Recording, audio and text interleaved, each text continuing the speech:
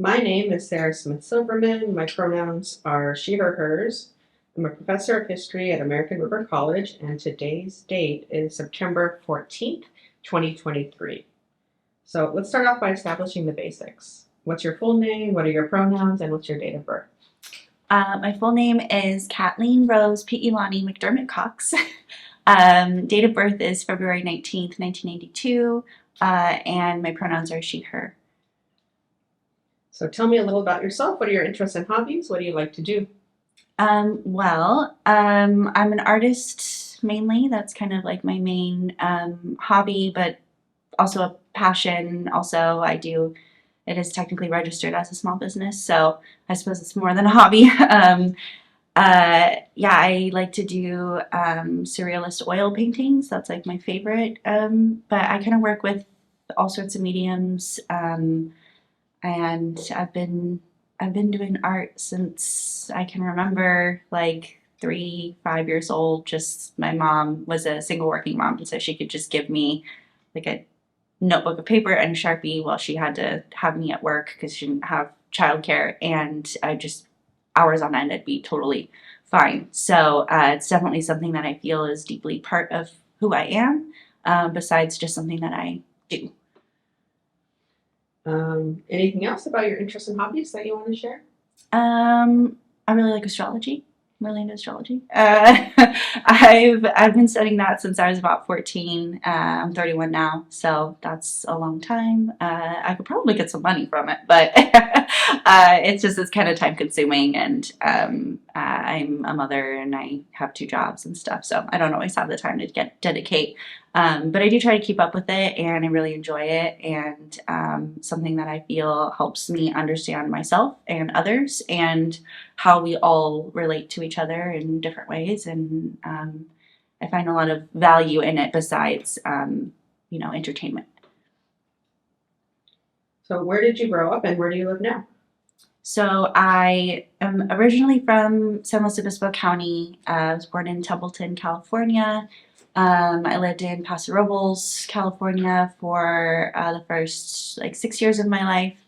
Um, I consider that to be home, because it was like my formative years, had a really big like impression on me, and so that's kind of like my true home base. I live in Sacramento, California now. I've been here for a little over 20 years, so this definitely is home in a different sense. Has become home.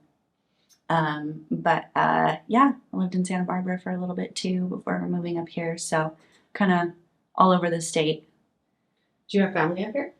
Yes. So my mom and my stepdad, they were living up here in Sacramento. That's why we moved here. My stepdad got a job, and then they had four kids of their own. So I have four half siblings, all of the same mom. And they were in Roseville. They moved to the Bay Area, like Pleasant Hill area. I don't know, maybe 7 or 8 years ago. And then I have my three of my older siblings. So they're all younger than me, but the oldest three, they still live in Concord. And then the youngest sibling and my parents just moved to Maui. So kind of spread out a little bit. But yeah, I don't have any of my own family here, like in Sacramento, but I do have family in Northern California. So you said you have two kids. I do. Two kids, yeah. How old are they? They are 10 and 6. Yeah, 10 and 6. Okay, so where do you currently attend college and what do you study? So I currently attend ARC. I am studying art and sociology.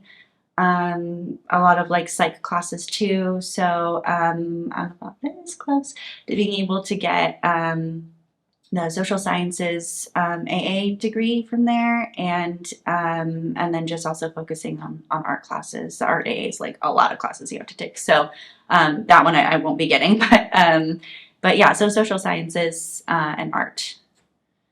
Are you part-time or full-time or some mix? So currently I'm part time. I'm only taking 4 units right now.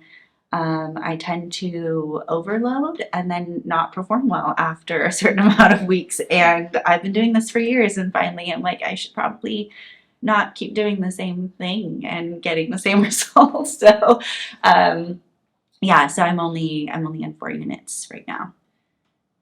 And how long have you been at ARC? Since 2018. What do you intend to do with your major? So ideally, I would like to get into art therapy and try to work on getting those types of programs to marginalized communities. So kind of like a nonprofit type situation where um, therapy in general, but specifically therapy through the arts, is made accessible to the people, some of the people who need it the most. Because therapy, regular kind of just talk therapy, is becoming more accessible. I mean, I'm on Medi-Cal and I have therapy. It's $0 for me, which is amazing because if it wasn't, like, I wouldn't be able to go. But art therapy is really expensive. Like, I've looked into, a session with somebody, it's like $150, like minimum, sometimes like 300, and it's like it just so many people can't afford that. And with therapy, it's not just about doing something once; it's the consistency. So, over time, that's so much money. So many people don't have that kind of money, but I find that art is very therapeutic, and there's science behind that too, not just personal experience.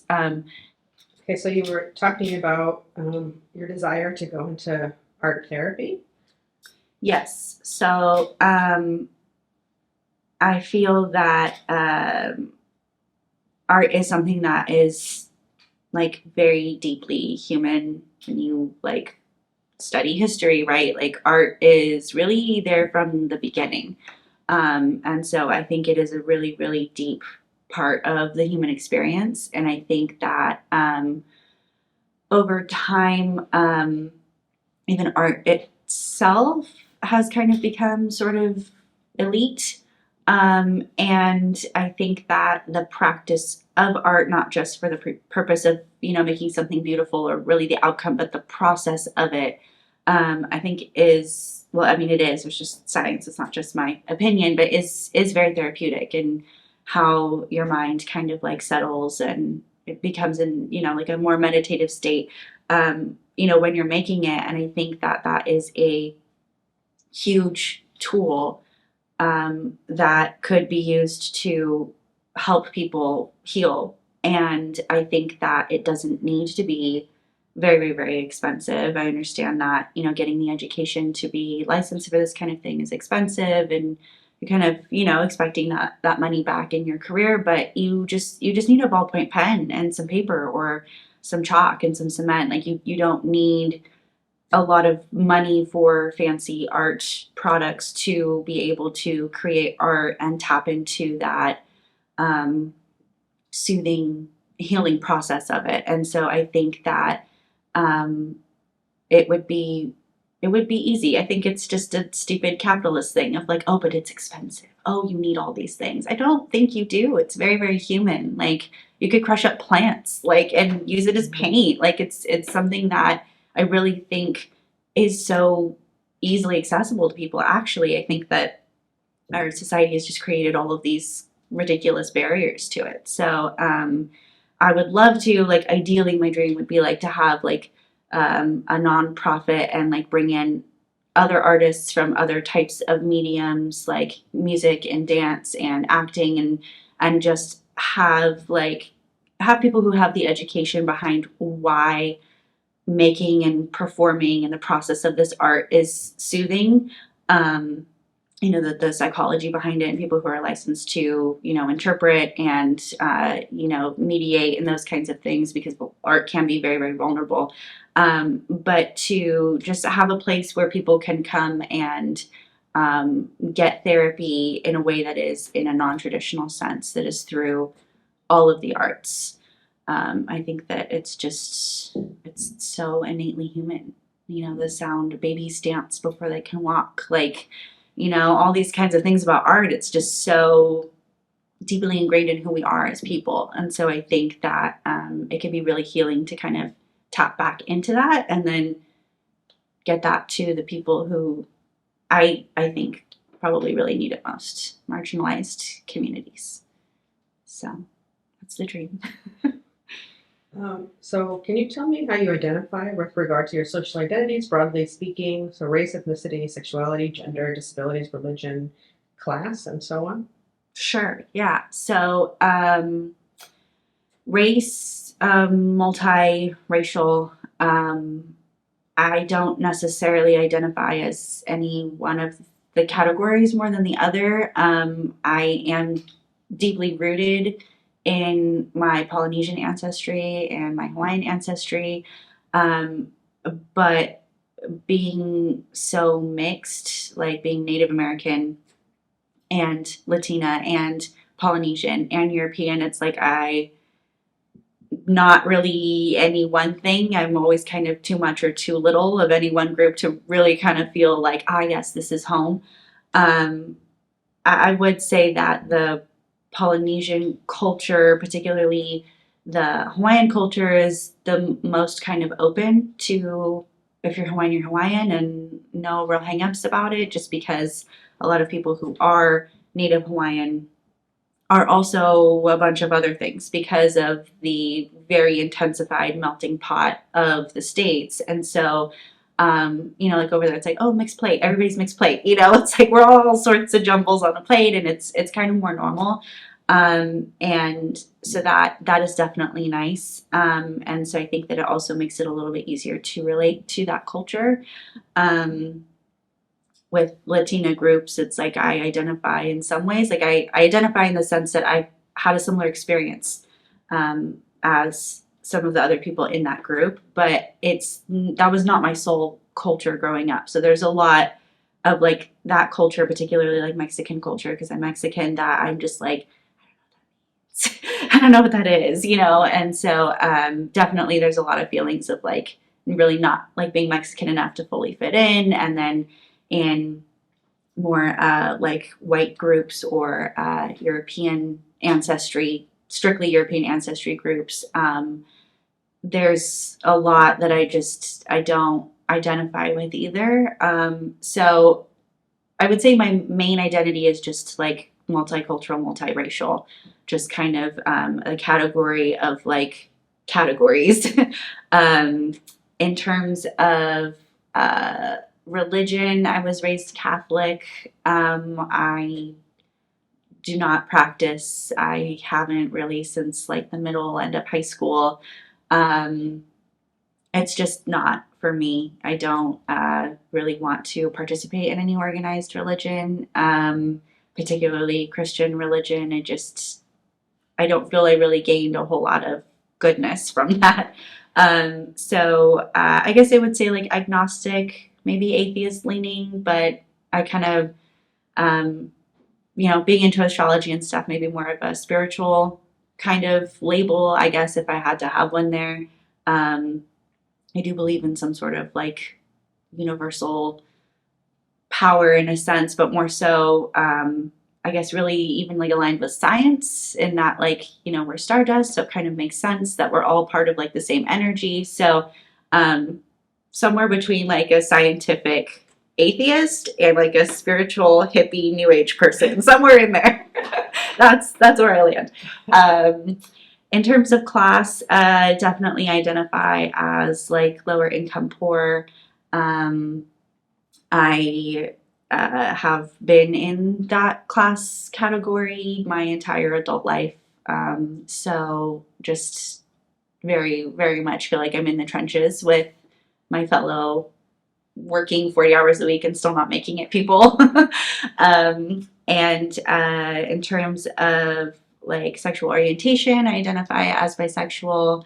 Um, I'm still kind of learning about myself in that way. I'm kind of one of the came out when I was older people, so um, there's still a lot of questions there. Maybe that might change in the future, but for right now, that seems to be the label that fits most accurately. Um, abilities, I wouldn't say that I identify with any of like the disabled communities. I do think that some of my mental health diagnoses would actually fall into being considered a disability, or like at least in terms of how the government would see it, who's eligible for a check kind of thing. But I don't know, it feels kind of like a disservice to like say that about myself. I kind of feel like ultimately I am very abled physically, and mentally I'm abled enough to keep jobs and perform in a way that I know I'm expected to perform in capitalism. So I kind of, yeah, I don't know, it just feels a little disingenuous, although probably technically I could if I wanted to, just based off of the mental health diagnoses. So are there any I missed? Gender. Oh, gender. Okay, yeah. So, gender, I identify as cisgender.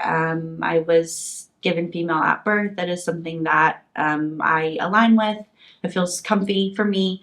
Um, in terms of gender expression, I like to kind of play with it how I like to play with it, but for me personally, I don't think that necessarily like constitutes the need for a different label. So I identify as a gay cisgendered woman, and how I express my womanhood is up to me.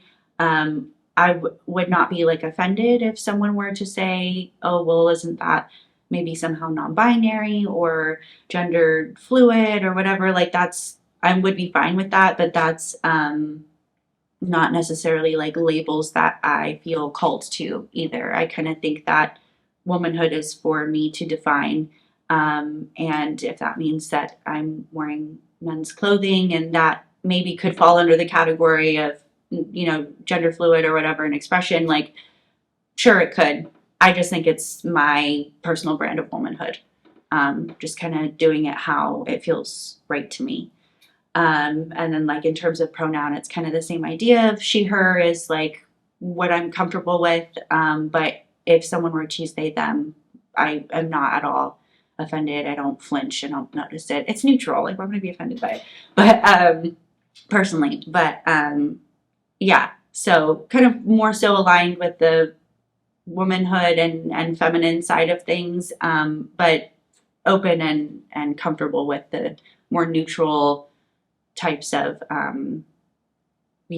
descriptions or approaches to things. So you said you were also Native American. Do you have any tribal affiliations that you would care to share? So in terms of ancestry, yes. In terms of official affiliations, no. So my grandmother is Comanche Native American and Apache as well. The Apache is sort of mixed in with the Mexican. My Mexican family is from very, very northern Mexico, very close to the border, the desert people. And so the Mexican and what's native to like the US and what's Mexican is kind of blurred. It's kind of the same people. Just kind of depends on where the border was being drawn at a particular time. In terms of the Comanche, though, her father was half Comanche. He was born in Fort Davis, Texas, on just sort of like a makeshift reservation at the time. His father was French. So my mixed race goes back pretty far too, I think, which is also why I feel kind of deeply embedded in it. It's not a new thing for my family. Yeah, so he was a lot older than her mother, like 14 years older. He was born in the 1890s, actually, and she was the youngest of his 5 children. So there was quite a large age gap there. And considering the context of the history of the 1890s for Native American peoples, being Native American was not really like a safe thing to be, and so it kind of just sort of got passed down. And she was not really much like of a sharer of things. So there's kind of a lot of gaps in how these things got passed down. But basically, she sort of instilled in my mother to not really broadcast it and to definitely not have any sort of like legal affiliation because she was worried that that could be sort of like a mark for who is Native and potentially trying to, ship them off or take them to schools or anything like that. And so I think when you take into account the context of when her father was born and that huge age gap, that was very much a reality for him in his time, the boarding schools and things. And um, so no, we don't have any affiliation from a legal standpoint. And I think that I am the generation just outside of for like the Comanche nation to be able to like qualify. So it'd have to be my mother to do it. You have to be like a certain like percentage to really sort of like sign up, I guess you could say. So yeah, so no, there's no official affiliation, but there is ancestry to the Comanche and Apache tribes. So you've heard of the term two-spirit? Yes. Is that a term that you've identified with in any way? Not necessarily. I feel like the way that I have understood it or maybe connected to it is more so of like a gender term.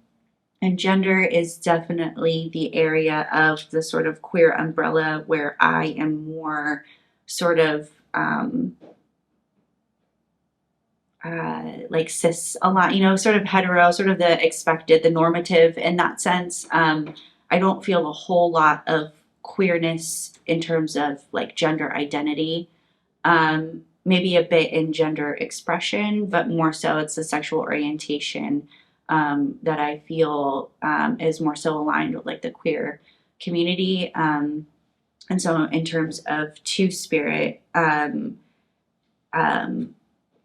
don't necessarily like feel that for myself, and don't necessarily align with what I have grown to understand what it means, sort of conceptually.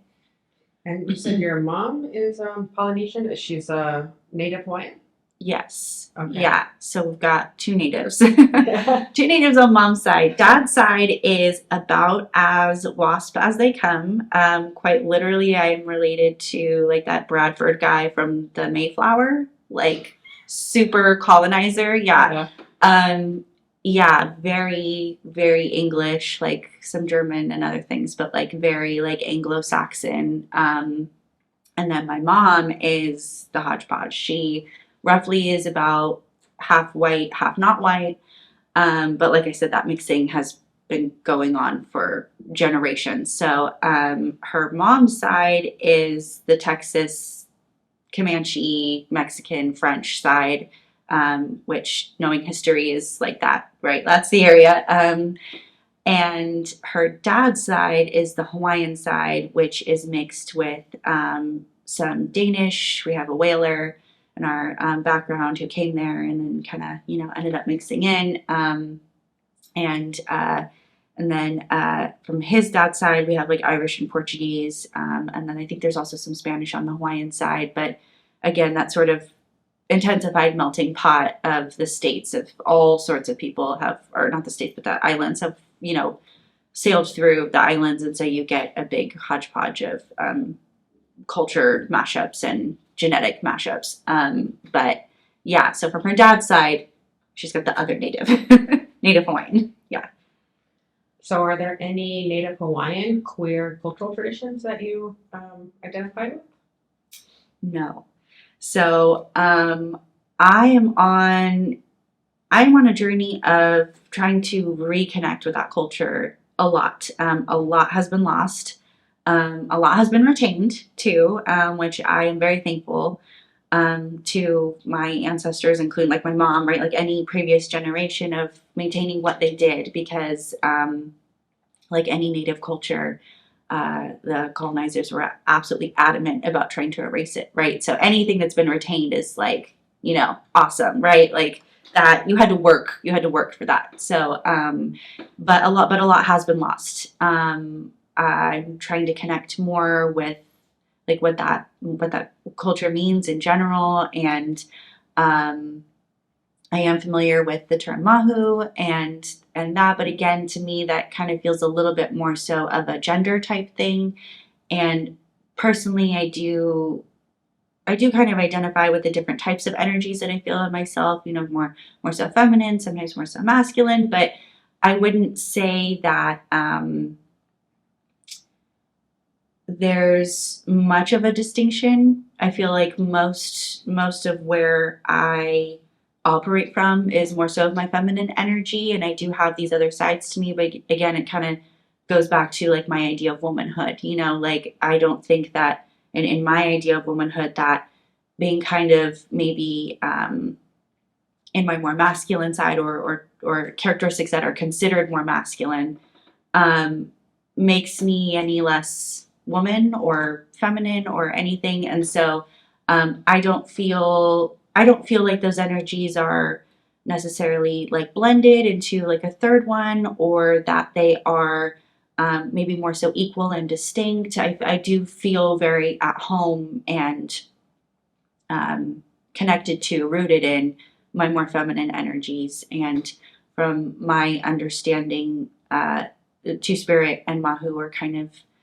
similar in this idea, and I'm sure there's many other Native cultures that have similar ideas in kind of accepting like an openness there, maybe a potential for like a third option kind of thing, a blending, just something not so strictly binary.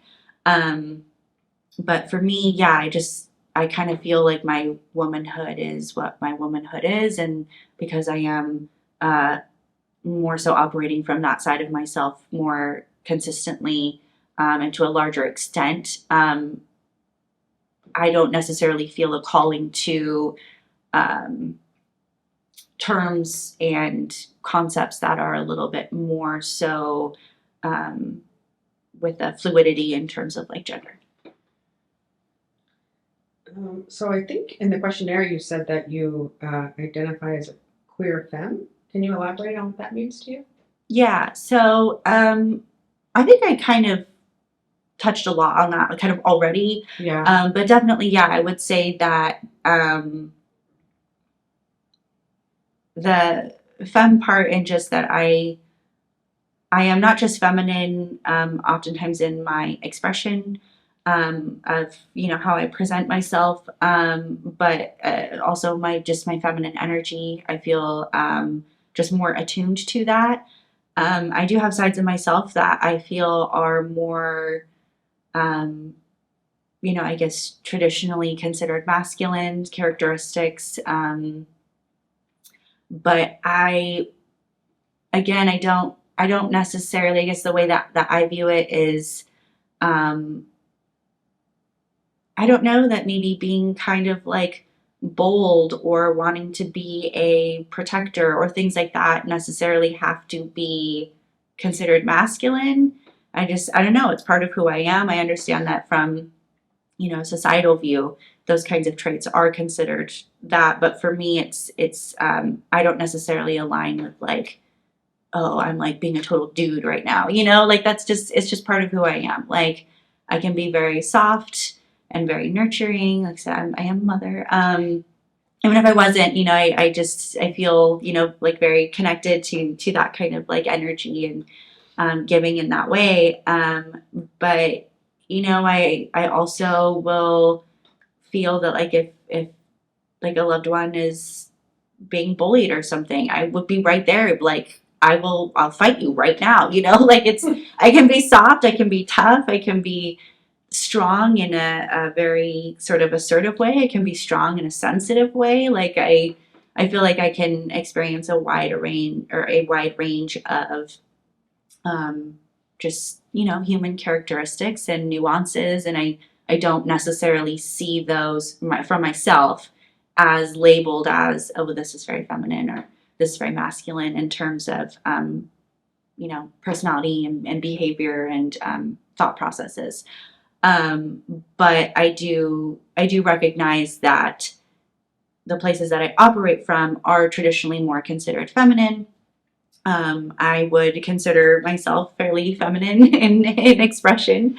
Even if I will throw on like, oh, I would like to wear this men's outfit or whatever. I usually still have like my makeup and my hair, and there's something still kind of feminine to me. I think even if I wanted to come off as very masculine, I don't think I could. I think I just naturally have a very feminine air about me. Yeah, I guess the queer part, just with I do feel a connection and a home with the queer community. I think that me having my own idea of what womanhood is, regardless of what is traditionally considered to be a more masculine or feminine expression, is kind of queer, right? Because queer is sort of just not, it's sort of atypical in a way, sort of not within the realm of what is to be expected, or maybe even like demanded. And so I think that me seeing myself of like, but why wouldn't I propose to somebody if I want to spend the rest of my life? Like, why would I have to follow that norm? Like that just, I am who I am kind of thing. And so I think in that sense, that perspective is queer in a sense. So yeah. A little feminist. Maybe a little bit. So you mentioned that you came out a little later in life. Can you talk about your coming out experience? What was the process like of figuring out your identity, and how did you come out to people around you, and how did they respond? Yeah, so I came out in 2020. I did it by writing an essay because I guess it's also another hobby of mine relating back. I write poetry a lot, but I also like to write essays. I feel like I have a way with words, and they get me and I get them. And so, so I write a lot. So I wrote an essay, fairly short. I shared it on Instagram. It was a very, very public coming out. I had been contemplating it for a long time. I basically wrote in my essay about my experience. I kind of started it with, I share it every year on the anniversary of my coming out, every year. And I will continue to do so until, I don't know, social media doesn't exist anymore. Just kind of starting it with, some clarifying terms of what this means and what this doesn't mean. And then also just kind of addressing stereotypes. Every identity becomes with stereotypes, but obviously the queer ones sometimes come with ones that are particularly harmful. And so just kind of like addressed like, yes, like I'm bisexual. This does not mean, I'm a joke. It's a phase. I'm doing it for attention, all the kind of stereotypical challenges that people who identify as bisexual face. And so kind of addressing that, and then just kind of explaining my story of I grew up in a household that was not did not promote a sexual orientation or any kind of identity that was not within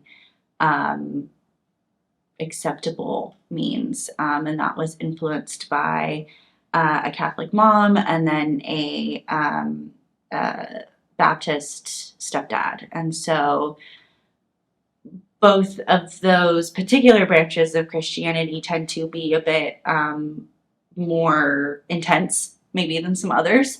And so they had pretty strong views. My mom was more open-minded than my stepdad. Stepdad definitely had said at certain times, like, oh, if any of my kids were gay, like I wouldn't talk to them. One of my brothers was like, we had like these different colored cups for the kids to use, like kids cups, and one of them was pink. And one of my brothers was really kind of just gravitating towards the pink one, and he would switch it out. Like he would take the pink cup away and he'd be like, we are going to use this cup. Pink is red, which is his favorite color, ironically. Like literally it's just red. It's just you add white to red. That's all that it is. Also, it's a cup. I don't think that's what makes people gay.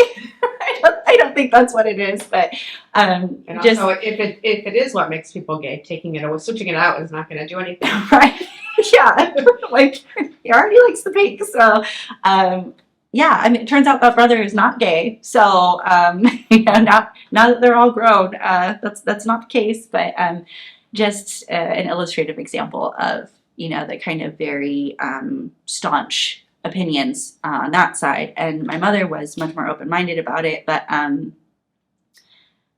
not like really comfortable with it either. Definitely, as far as I know, does not identify with any of that community herself, didn't have a lot of exposure to it. And there was, in terms of her understanding of the queer community, very much a binary of, or rather, I guess, her view of sexual orientation was very much a binary of you're gay or you're straight. There's not a middle ground. There was a time in which, I think it might have even been Lady Gaga. There was I think it was like a 2020 interview. I was in high school, and I just remember this being like a really big moment. I did not identify as bisexual at the time, and I didn't even really fully understand what it meant. But I remember that she was talking to, I think it was 2020 or something. It was like Barbara Walters. So this would be 2020 or 2010? No, like a 2020 interview. Oh, a 2020. Right? Like, oh, yeah, right, yeah. The intro. Okay. So No, not the year, not the like year. you were not in high school in 2020. No, very much Okay. not. No, this was, I mean, probably like 08, 09. I mean, I think that's kind of when she came out, like on the scene where she was like a big deal. So that puts me at like junior, senior year of high school. And she was talking just about like her orientation and how it's kind of more complex and how she like has, I believe, it might be misquoting her here, but more so like had more romantic feelings like for men, but has been involved with women, and just sort of talking about the nuance of her experience as a person. And I really remembered that because my mom had said sometime prior, I would say within like a year or so, there's something on TV that she was watching, and she was like, "Oh, like those people, like they're just swingers. They're just doing it for attention. Like they just want to be with everybody," and which is like probably one of like the number one like attack, I guess you could say, on bisexual people. And so I had realized at a certain point in high school that I was sexually attracted to women as well. But I really was not comfortable with that. I didn't understand what that meant. I knew I wasn't supposed to be. It wasn't whatever it wasn't a good thing. And so I just kind of like swept it under the rug. And then early adulthood, by this I mean like 18, 19, like late teens, very early 20s, I kind of had like come to accept the fact that like I knew about that, but it was kind of a very like private thing. Nobody knew. I had no plans on telling anybody.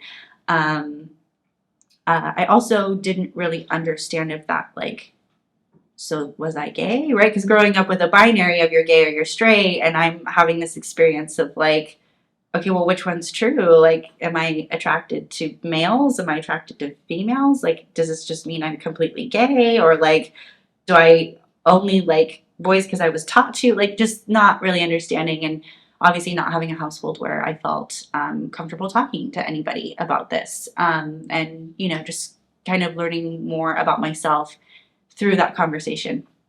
And so those questions all went unanswered. And I was like, I don't know, maybe. But like, time will tell, I guess. And so it wasn't until around like 2018 where I became more comfortable with it and had come out to my partner, who was my husband. We'd been together since 2010, so 8 years at this point. And not necessarily, I didn't come out as bisexual. I just sort of explained that like, hey, there's some nuance here. And it was met awkwardly. I think awkward is probably the best word for it. It wasn't necessarily aggressive or negative. It was just, I think he wasn't really sure what to do with that information, which from his perspective is valid. You know, we'd been together for a really long time. I had not ever really expressed or shown any sort of inclination towards that. So, he kind of needed his time to process.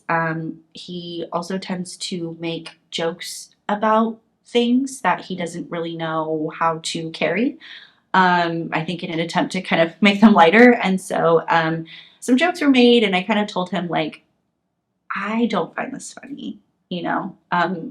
Let's find a different way for you to process this that doesn't make me feel uncomfortable.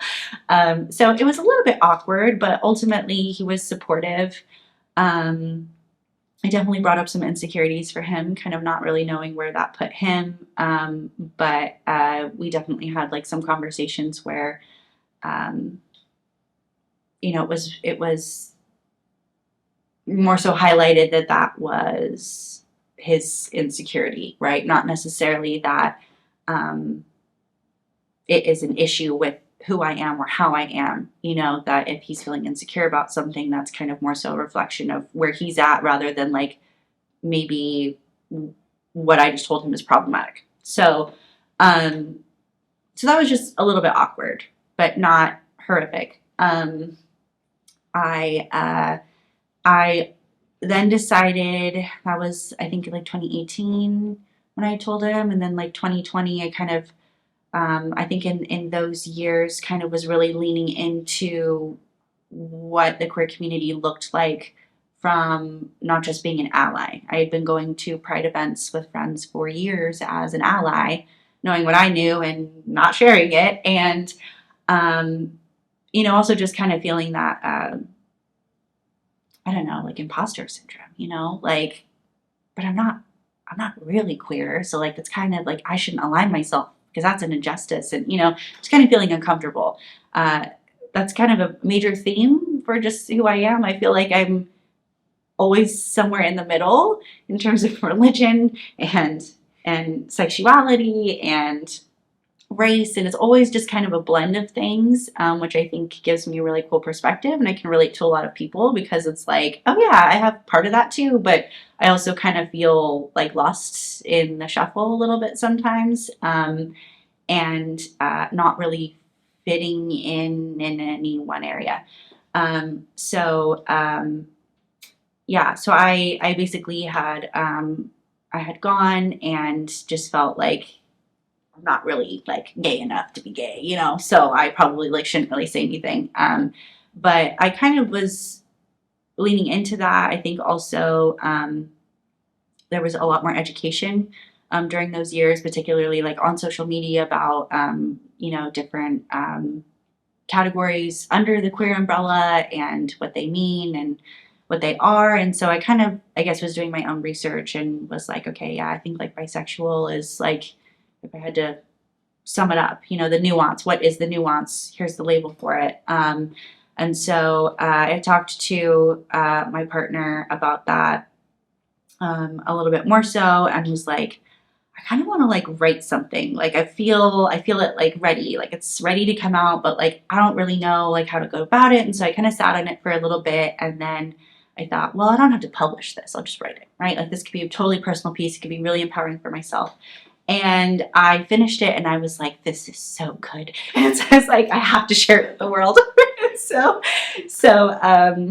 yeah, I posted it in June of 2020, and it was like my little personal essay of my experience and what it means, and really a big part of the inspiration too that kind of pushed me over the edge of like, yes, I would like to share this and announce it, not just tell people in my life as they come in face to face, you know, and then it kind of potentially becomes known, like really just like, hey y'all, look, was all of the like protests and the George Floyd stuff of 2020. And I grew up not with my dad, who's, I discussed, very white. I grew up with my mom, who's super multicultural. Both of her parents are mixed race. Their parents are mixed race. Like, and really just kind of identifying more so with like the not white parts of myself. I was more so exposed to um, Hawaiian and Spanish being spoken in the home interchangeably with English, all different kinds of foods, like just really more so in touch with like my brown sides and the brown ancestry that I have. And so although I am genetically much more white, I didn't grow up with that family. I don't like identify and necessarily feel comfortable in those spheres because that's not what I grew up with. And my mom being a single working mom for quite some time, um, she, relied a lot on her parents. And so I grew up with them, with those, older generations, and kind of they were able to pass down a lot of stuff, not just through my mom to me, but to me directly. And so I feel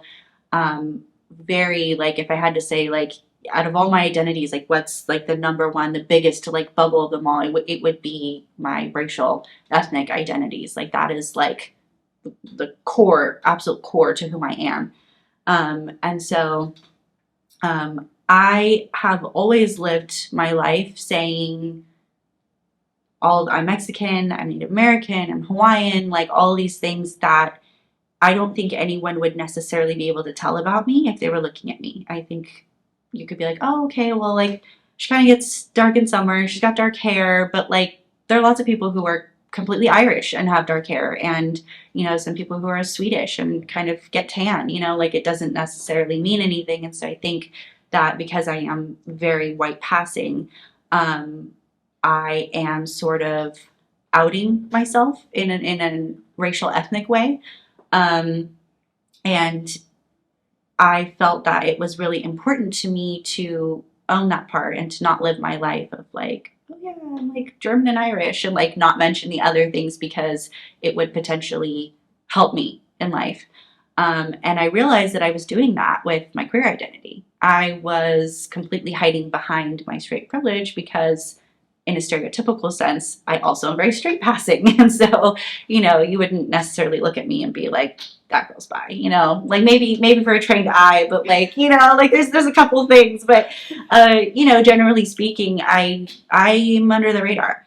And so, I realized that's what I was doing with my queer identity. And I was like, that doesn't feel cool to me. Like that does not align with like my values and my morals. I don't want to be like, oh yeah, like I'm here to support you guys. And while I hide behind this, I want to be like, I am supporting this group because I mean I would be anyway, but I'm part of it and I need to own that and I need to be here in the trenches. And um it just was an interesting contrast that I was able to see in the way that I operated when I was obviously nothing's in a vacuum. There's always the intersections, but more so focusing on racial and ethnic identities and how I operated there. Constantly throwing myself into that group when I don't have to, and not doing that with my queer identities. And so that was like a really big inspiration of like not just showing up of like, oh yeah, like I support this from the sidelines. Like, no, like I'm in it. I'm in it. And it was super empowering. Super empowering. I was met generally with a positive. Overall, I've had a pretty positive experience of coming out, which is an absolute blessing. I know that is very much not the case for a large majority of us, but a lot of people identified with it. People who were somewhat out, people who I didn't know felt the same way. And a lot of people found it really relatable, and a lot of people were just like really impressed with like how brave they thought I was for doing it, which I loved because yeah, it was terrifying. Like post, like what am I doing? Do I really want to do this? I can't go back now. Because even if you delete it, someone took a screenshot. So yeah, it was pretty positive. There were some people that I think felt uncomfortable, kind of just like didn't say anything rude, but kind of just stepped back. I think they didn't really know what to do with it. And so I did another post and I acknowledged that. I said, oh, I noticed that you like all my other posts except this one. I find it really interesting. So I called him out and was like, this is who I am. And if you're uncomfortable with it, then like, you're obviously not my people. And you know? So I just kind of owned that, and nobody ever came back. I think it was aggressive enough to scare them. But yeah, it was pretty good. My stepdad doesn't know. I never told him. I asked my mom probably not to. I mean, maybe he does know. Maybe she said it anyway. I don't know. I did tell my mom only because I knew that I would be in trouble if if it got back to her that I was like saying this, but I didn't tell her personally before. Like, she'd be really upset about it. And so I told her, and it's just a little summary of like, hey, you should probably know this about me. It's not really that big of a deal. Tell the siblings if you want. Probably don't tell dad. I don't know. It was a text. Like, I don't know. I didn't really know like what to do or how to handle that. And so she just texted back a heart emoji, which is what she does when she doesn't know what to say. I was kind of offended. I was hoping, I mean, it's nice, right? It's not negative. It wasn't silence. It wasn't, oh, that's weird or whatever, right? It could have been something really awful. A heart is a nice gesture, but it was kind of like, it's also just like an emoji. Like, there wasn't any like, okay, sweetie, like, thanks for telling me, like, that, you feel safe. Like, there were no words. So it was a little bit disappointing, but also I kind of wasn't even going to tell her anyway. So whatever.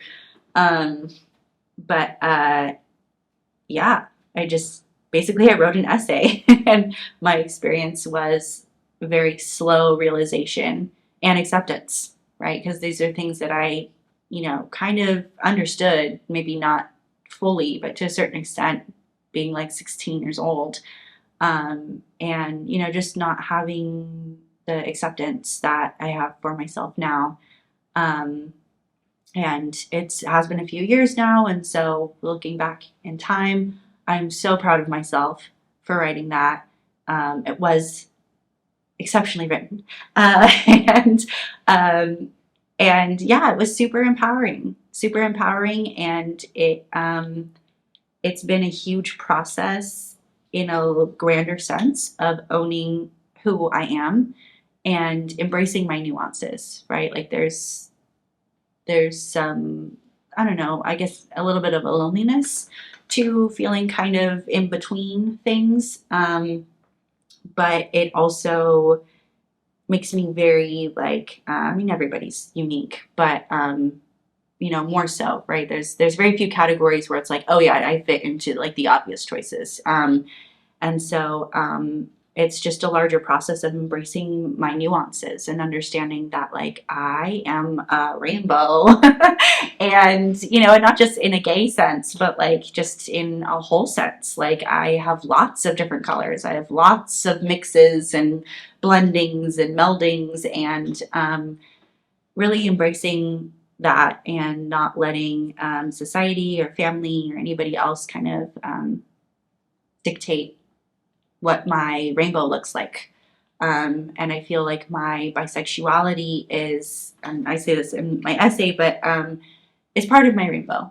It's not who I am totally. Like, the way that I equated it was that blue is part of a rainbow. It's not the rainbow itself. Blue is not a rainbow, but a rainbow is not a rainbow without blue. Like, you need that part. And so it's part of who I am. And I am happy being out about it and mentioning it. And every time I do, I still am kind of like, oh yeah, I'm bisexual. And I'm like, on the inside, a little bit like, how's it going to go? But really just kind of stepping into my own and shedding like all of those kind of expectations from a macro level of society and our world, and micro level of what I was taught as a child, just kind of shedding that and being like, this is who I am. This is my rainbow. This is part of me. This is not all of me. I'm all the colors. And it has ultimately been a very positive experience for me. So, how has that moment changed your life? So, from 2020 to the present, would you say that your life has changed? Yeah, I would say so. I think that if I wanted to step into the queer community, particularly the one that is local, everyone would have accepted me anyway, because that's the kind of community it is. But I think because I have really owned that part of myself, and felt like liberation for being able to say it, right? Because that obviously took a lot of like chains that I had to take off to be able to even get to that place to accept it myself and then to also boldly say it. Um, it really has opened the door for me to be able to connect with a lot more people that I maybe would not have been able to bond with as intimately and deeply on an emotional level had I not, had I just been the ally. I think it has absolutely changed my life in the types of people that I'm around and the fact that I do feel connected to the queer community. I feel like I'm a little, like slightly on the outside, not like in it, but it's there. And I've met so many amazing people because of that. And just on a personal journey, just what I said about that self liberation and empowerment of like, this is who I am. I fall in between, and I fall in between on a lot of things, but like it's my own little like niche area, and all of the in-betweens come together and it kind of creates this new area. So yeah, I feel a lot better about myself when I want to like put myself out there of like, oh, this is my art and I'm gonna post it. It's like, really? You're nervous about this? You put a whole ass essay about how you're bi on the internet. Like no warning, just like, hello. Like, if you can do that, you can do this. Like, because obviously I was very nervous and I wasn't sure how it was going to go over. And it ended up being really great for me. But yeah, it just kind of has helped me. Like, if you can do that, you can do this. So, did COVID provide you with some space for self-reflection? You said it was June 2020, so it's not long after everything shut down, but it's a couple months in. Yeah. I haven't actually stopped to consider that. I imagine that it probably did. At the time, I was a stay-at-home mom, so I had a lot of time by myself. But I mean, with my kids, of course, but not with any other adult. So yeah, I mean, probably. I think definitely the the big societal changes that were happening, and then the time of sort of, I don't know, I guess the juxtaposition of like how kind of loud and chaotic and violent the outside world was, but when your home's kind of like this quiet, like there's not really, everything's kind of shut down. It was kind of an interesting contrast. So I guess, yeah, I mean, I would say yes, that it did allow me some space to kind of see what was happening in the world and be able to kind of see that reflected internally, kind of how that connected to my personal world. Okay, so the next section is about disability and mental health.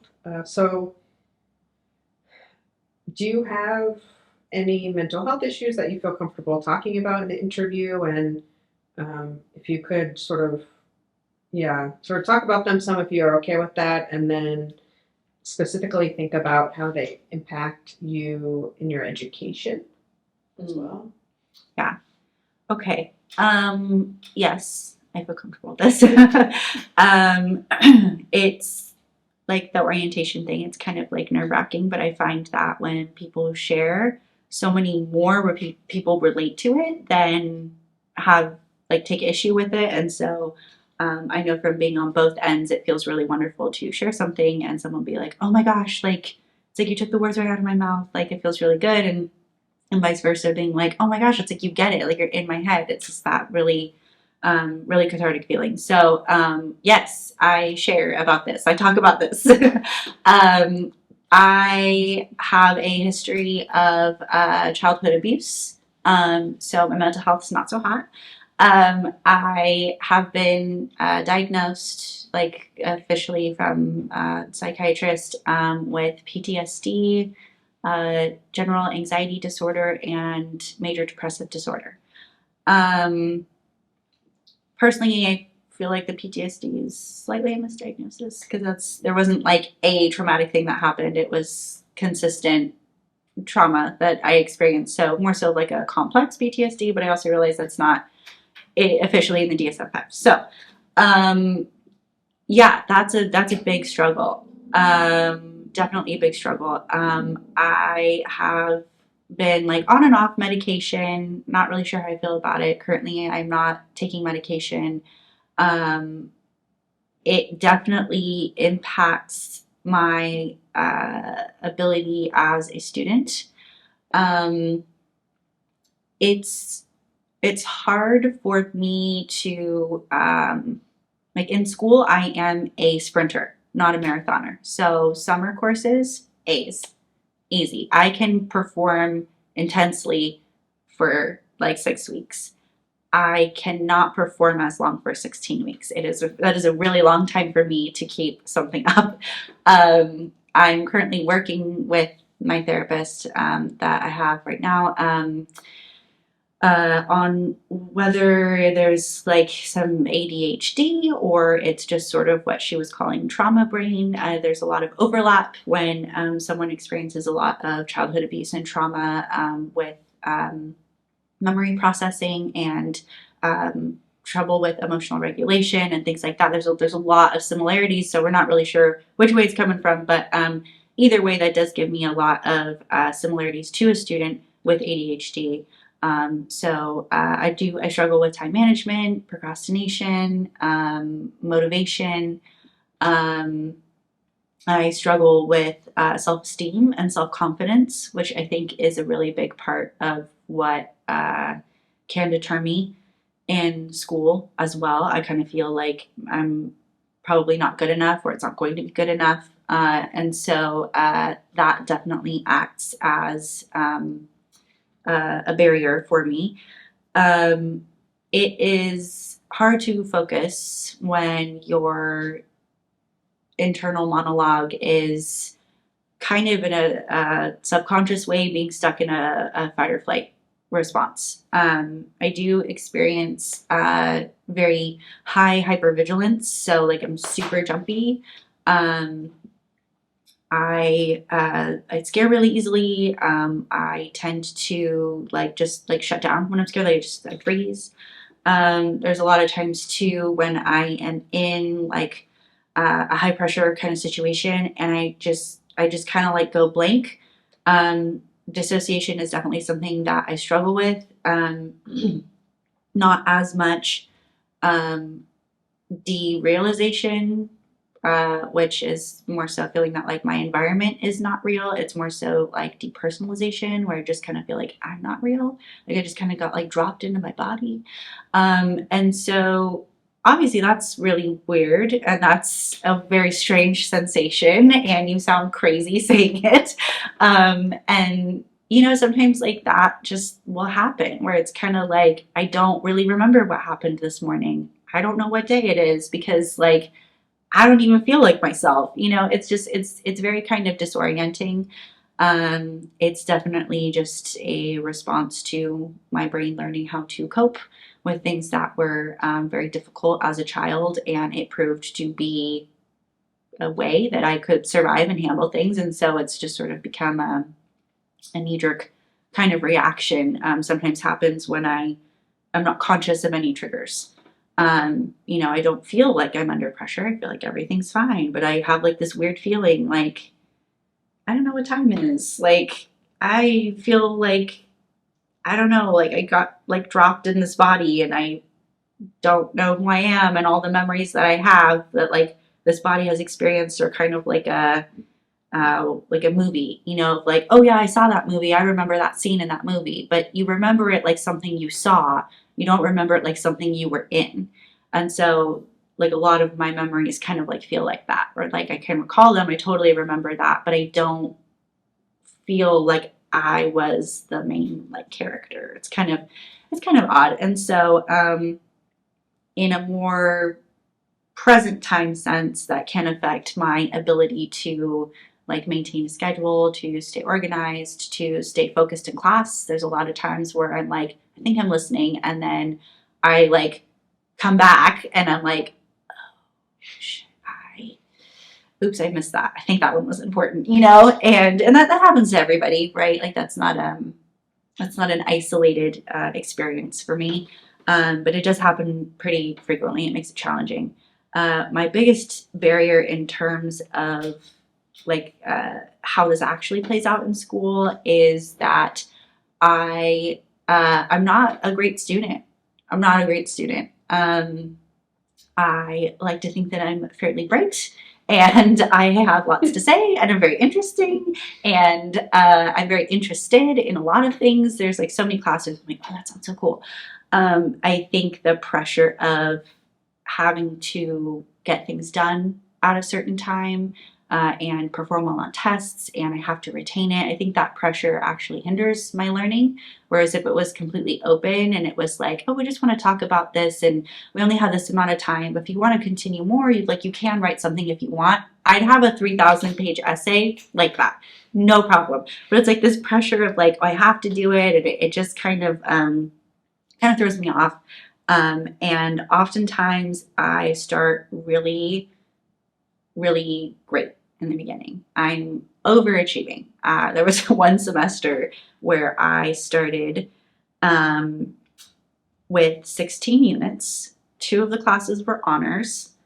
I was president of the sociology club, and by the end of it, I ghosted like the entire semester, including the club, and feel awful about it. And then I am just like, people are reaching out to me and I'm like too embarrassed to say, I don't know what to say. And so I don't say anything. And so then it happens again. And it just like, I have not been able to strike that balance, which is also partly why I'm only doing 4 units this semester, because maybe that's part of the issue.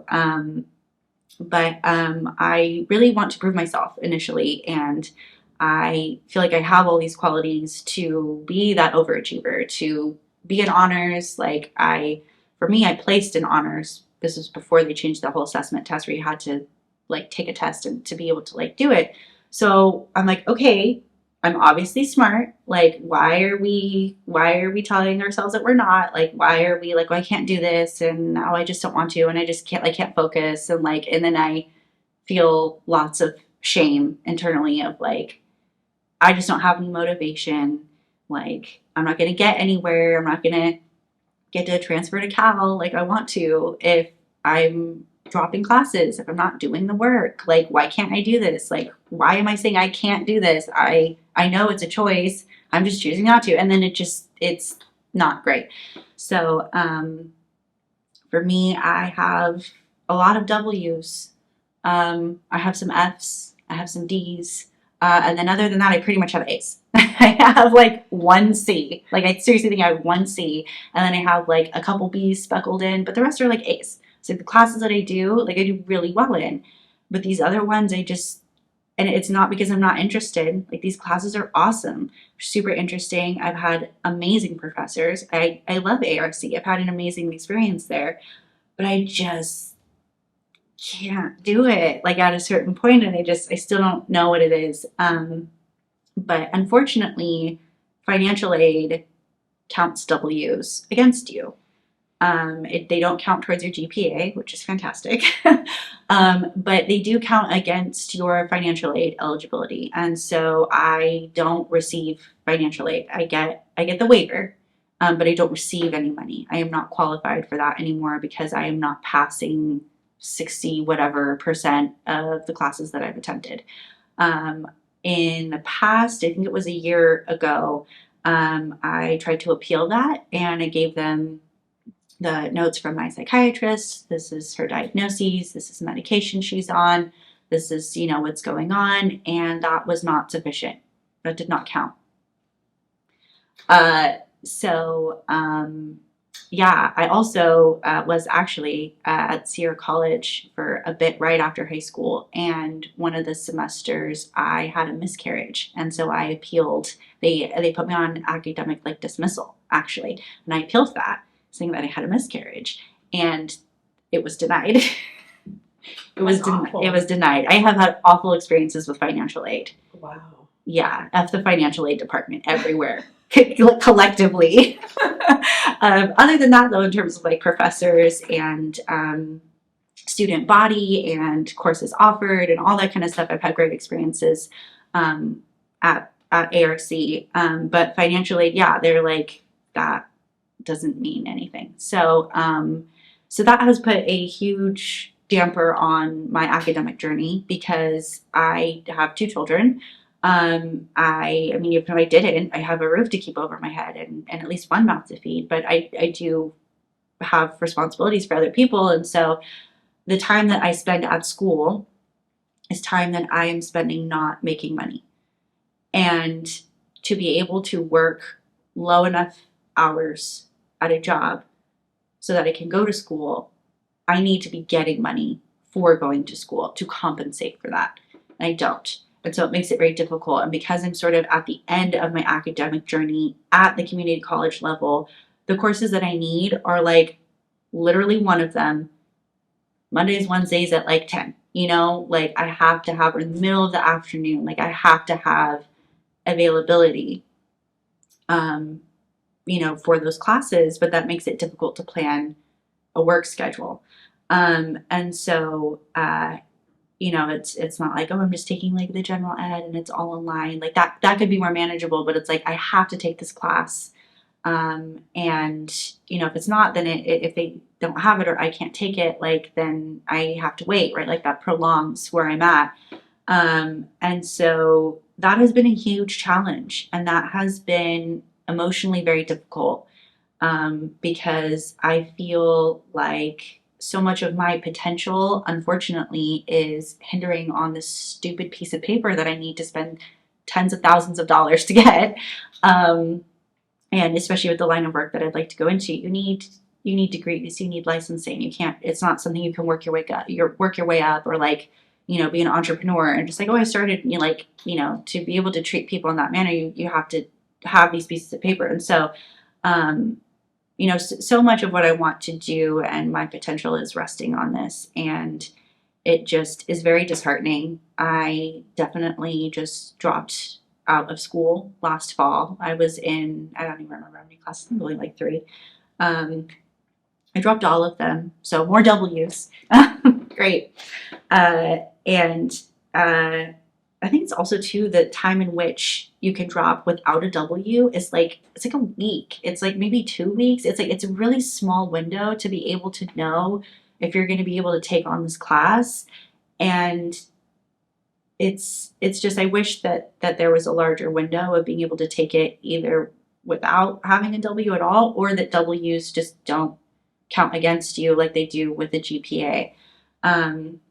It just makes it difficult for students who, especially community college students, like we're notorious for having at least 5 other things going on in our lives, like a lot of us are older and have families we're providing for, or, children, we're working, we're doing all sorts of other things. And a W is there for a reason, right? In the event that you are not able to complete this course for whatever reason, you kind of have that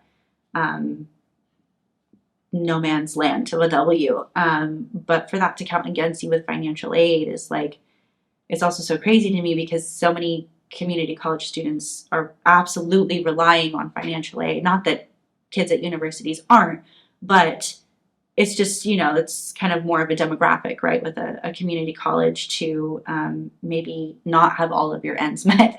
So, or at least there should be more flexibility about turning that, a normal W into a medical withdrawal, or to give you Right. sort of to get that expunged from your record because of extenuating circumstances. And it sounds like they're really, that they make it incredibly difficult to be able to do that. Yeah. Yeah, I was definitely disheartened too with that. I sent in, this personal information about myself saying, hey, like this makes it hard to learn. This makes it hard for me to keep up with a class for this amount of weeks. And it was just like, yeah, sorry, that sucks, I guess, So I am back in school because I have found the motivation again. But yeah, I'm not receiving money. I'm not having to pay money for the classes, but if there are books, like I have to pay that. I don't receive money to help me fund that. So I try to take classes with the little, no dollar sign with the book. I'm like, oh yes, thank you, whatever professor you are, thank you. Like, no book. It just, it gets really pricey. But yeah, so that has been really difficult. And I think that really just ties in with mental health. I know I'm not the only one. And just kind of class as well, of like this, I don't have a job that pays me where I can just be like, I'm just going to take time off in the middle of the day and go to class. I don't have certain luxuries that other people have because I have limited income, and so much of the money that I hustle to make just whoosh out the window for bills because everything's so expensive. So, Have you accessed any of the resources available at ARC, like the food pantry and anything like that? I have not. Up until a couple of months ago, I was receiving EBT CalFresh money, and so because I have kids and stuff too, right? Like I get more than just an individual, and so I felt that that was like a sufficient amount. And I didn't want to take for someone who maybe doesn't have a grocery bill that is being paid. You know what I mean? Just trying to be mindful of taking what I feel that I truly need, but leaving for other people, because I know I've been right in situations where I'm very much in need, and it would suck if somebody else was like, "Oh, I have this, but like I'd also love it for free." Like I have the food that I need, I have been in the past couple of months in the position where I'm making too much, and so I almost have lost it. I get like 84 a month or something, which with grocery prices is like 2 dinners for multiple people. So that's also been a little bit challenging. But I think recently I just had an interview with the county, and so I think that's gonna change. Because I am going down from a family of 4 to a family of 3, because I'm like in the process of divorce. I've been in the process of divorce for like literally years. It's been so there's also that doesn't help with getting up and getting ready for school, and there's a really big emotional grief that and complicated process that is even at its best kind of ugly. So it's like a very official breakup. Nobody likes breakups, so yeah. Do you think there's anything that professors can do in the classroom to accommodate you better? Or have professors done anything in particular that you can remember that has been helpful to sort of keep you going in the class, to help you do well in the class? In my experience at ARC, most of the professors have been understanding. There have definitely been some that are a little bit more strict and like, this is how it is, end of story. But generally, I would say that I have been met with compassion by the majority of staff at ARC, which has been wonderful. Unfortunately, professors are not the ones who make the rules, so maybe have some of you in the financial aid department. Yeah, I honestly, probably the most compassion I have been met with by faculty has been you. I made you cry, so I'm not going to repeat that now. But yeah, I do recall having a meeting with you, just talking about where the hell I had been and what was going on, and I just explained how embarrassed I was, and I have a great respect for anyone that teaches. But like of higher education, a lot of people are like, oh, if somebody's like really famous or has a lot of followers or has a lot of money, like that's like so like wow, they're on a pedestal. For me, it's people who have PhDs. I am just like so in awe. It's like celebrity status. It's like, oh my gosh, like that's so cool that you were like so devoted to your practice that you learned it to, like, at least in an educational sense, the deepest, furthest amount that you could. I have a lot of respect for what that takes, and a lot of respect for um, just the fact that someone wants to learn so much and know so much. I think that is really, really, really cool. And so when I take classes, which of course at this level, the people that I'm learning from are at least have a master's degree, many of which do have PhDs, um, and I'm not performing well, I feel very like embarrassed and ashamed about that because I respect that professor so much for just being a professor and that dedication that it takes, and oftentimes the level of um, care and compassion that that person possesses to take the degree that they have and teach with it. You know, I think that a great part of why people go into teaching, even if it's just like kindergarten, you know, is to invest in oftentimes younger people or just other people and their growth and their learning journey. And so um, I feel so terrible that like professors have put so much work into a class, you know, and not just the history of how they got to be able to teach it, but just the class itself and caring. And I'm over here just like not doing work, not showing up, not, you know, it's like it feels very disrespectful, I think in general, but I think also because personally I hold people who have that like higher education in such high regard. It's like I really feel like I'm letting that person down.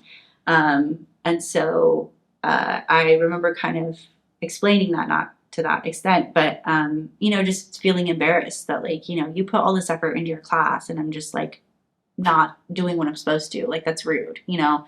Um, and I just feel embarrassed about it, and then it kind of compounds, and then I keep doing more things that I'm more embarrassed about, and I don't know how to make it stop, and so you know, it just kind of snowballs, and then I'm left with like I just won't respond. It's like, oh God, that's the worst thing that I could do. But yeah, you were highly compassionate. I definitely would say probably the most compassionate I've received from a professor. Um, and we've had some competition, so it's saying something.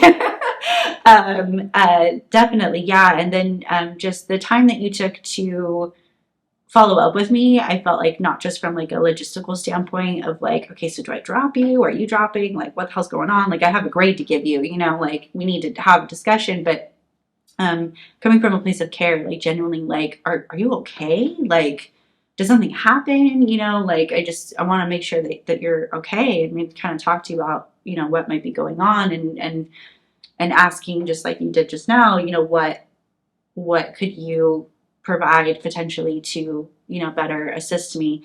And yeah, I definitely feel like you genuinely cared about me as a person, not just in a student relationship, like the logistical aspect of that, um, but also like had belief in me as well, which I think is what made you cry. Just that there have been a few adults that I really feel have truly believed in me, and it has been life changing. All of which have been teachers. Usually, actually, I think all history or English. Yeah, history or English teachers. But yeah, just believing in me when I did not know how to. And it's definitely something that like stays with me. Obviously, I still struggle with it myself. It's not like, oh, I'm cured, you know, but definitely it's something that, you know, has been a touching experience. So I don't know, I also feel guilty that if I'm like, oh yeah, like you could have more compassion, that I'm like expecting special like treatment. Like, I don't know. I feel like maybe I'm being like entitled of like, what could you do to help me? Like, it's not, I feel like, I don't know. I just feel like it's my job to just perform. but that's probably just capitalism of like, it's just my job to perform, regardless of circumstance. You set the standards, I meet them, end of story. And if I kind of stray from that, I feel uncomfortable. Um, so, yeah, I mean, I guess in terms of what professors could do is just compassion. I know it's hard because students will take advantage, of your compassion sometimes and maybe, oh, what was this? And say it was some sort of, gut wrenching story when really they just didn't want to, or they were out partying or whatever, right? Like, you'll always get people who take advantage of something. So it's kind of, I think you have to weigh, would you rather be available for the people who really need it and sometimes maybe, yeah, get taken advantage of, or not ever get taken advantage of because your rules are so stark, but not be there for the people who do need it. I tend to err on the side of the former rather than the latter. I think you do as well. But yeah, I mean, the compassion definitely has been a huge help in something that reminds me to not completely give up on school, and that there are people who maybe aren't the people that I expected to believe in me or should have believed in me from like the start, but I have met people who are older than me who have seen me and seen what I have to offer, and things that are of value that they value about me that maybe I don't really see myself, and believe in me and want to like invest in that. And that's something that like, kind of helps me keep going of like, all right, maybe I'm not seeing it this morning, but they are, and it's there and they believe in it. And I think they're really smart. So I should probably trust in them. And yeah, and just, like if I send you a letter of, I finally did it, like you would be really happy for me. And like, that's something that, I think is really awesome, of like, obviously I want to do this for myself, but it's kind of a rewarding feeling to think about like other people would be really happy for you accomplishing your goals or continuing on and hearing, and like they care, so it's kind of cool to think that like if I do this, like people will be proud of me, like you'll be proud of me, I know. So yeah. Okay, so I wanted to talk about education some more. Can you talk about your experience taking courses that are inclusive of sort of your racial and ethnic identity, as well as, inclusive of your identity as somebody who's bisexual? Yeah, sure. So I feel that ethnic identity, probably more so like the Latin side is most covered. I think just because in terms of kind of population, right, we're a large group, especially like in California and stuff, and so I think there's just more exposure. With the native culture, I think in terms of like US history classes, there's definitely more so the representation of like the true history. Not just like natives are mentioned as a like byproduct of, manifest destiny kind of thing. It's more so of like, this is what was happening. These are statistics. These are the people. I do feel like it's been a while since I've taken a U.S. history course, that like, purely focused on U.S. But I do feel like there could be more representation in terms of not just like Native peoples being represented from the colonizer perspective of like, here's what's happened, here's how many of them died, but rather like these were significant leaders. This is the impact that they had on their region, or, a larger region, right? Whether it's specific to their smaller area or not. learning about like potentially really significant chiefs or those that put up some damn good fights against colonizers that is not just specifically like a Native American class, just bringing that more so into the general classes for the general student population, because most students are not taking a specific Native American history course or a cultural course, be it anthropology or history or whatever, right? I mean, I haven't even taken one, so I think a lot of that information is not really getting out of the bubble. So I think it would be really cool to learn about, them in the context of like, these are the people of this land and here's their stories and what they did, and not just within context of like, how that related to the colonizers, just in their own focus. In terms of the Polynesian representation, big thumbs down. I feel like Polynesia and Micronesia and Melanesia, all the Nesias, all the oceanic people of the Pacific are just really forgotten in just the grandest of senses. People see a globe and it's like, oh, just ocean. Like, there's actually a lot of people that live there. We have significant contributions to many things. Like, y'all, we sailed that ocean. You see how big it is? Like, we're a significant people. Like, and then obviously, we branch off into our own little, more niches, right? Of like Samoa and Tonga and stuff. But really kind of as a people, like we're all very kind of closely like related. And so, I think that we are just such a blip.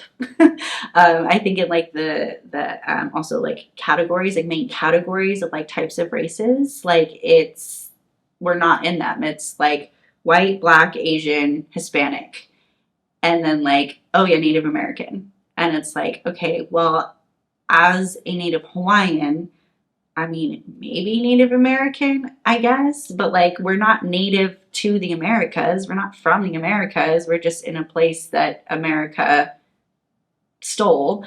But then it's like, so, but we're not Asian either. Like we always get the AAPI, which is like great, and I'm very thankful to our Asian communities for incorporating us in. And I know that there are lots of like island nations that fall within like that Asian community that can be related and have some commonalities with us. But ultimately, Micronesians, Melanesians, Polynesians, we're not Asian. We're not Hispanic. We're not white. We're not black. We're not like, we're our own category. And so I think because that gets really overlooked in a grand sense, that really shows up in education as well.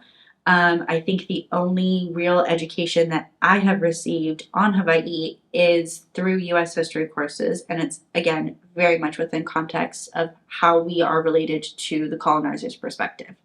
We're mentioning it because this is the land that we got. This is when it became a state. This is that, right? But there's no education on the people. What people know about it is what they see in tourism, which oftentimes is not true. We didn't wear coconut bras. Tiki is not Hawaiian. There's literally not a T in the Hawaiian language.